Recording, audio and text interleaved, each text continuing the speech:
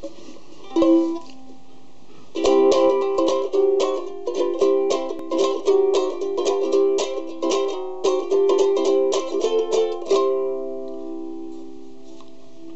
going to do a review of the Tom pocket ukulele.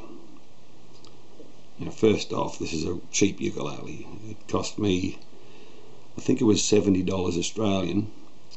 That included postage to my door.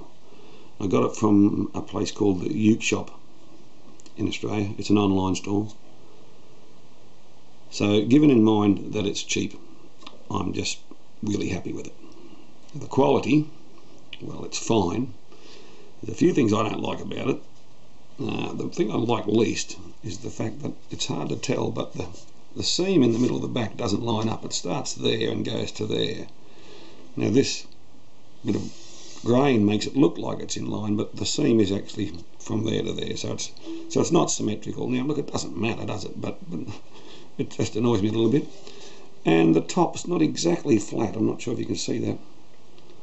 So it's a ply ukulele and very thin given its size, so the top's not exactly flat.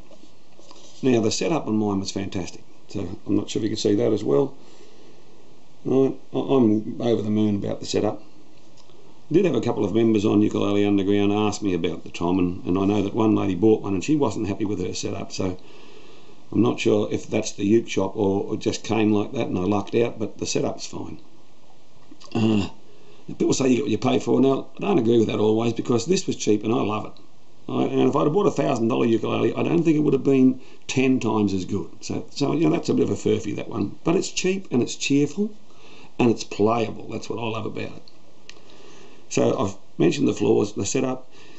Another thing I'm having trouble with is its intonation. It has good days and bad days. Now, today's not a bad day for it. It's a bit overcast today. But it's hard to tune. Now it's got little geared tuners, but I think it's because of the scale length. I don't know. The slightest change in tension changes the string a lot. So I find it hard to tune, and it's not the perfect. The intonation's certainly not perfect. But as I say again, it's playable. Right. So you know, I love it. It's cheap, and I do play it more than I thought I would. And I just wanted a pocket uke. So compared to the next one up, I think, which was the Carla, which was like 4 times as dear at least, I think it was. Alright, so I'll let you hear it a bit more.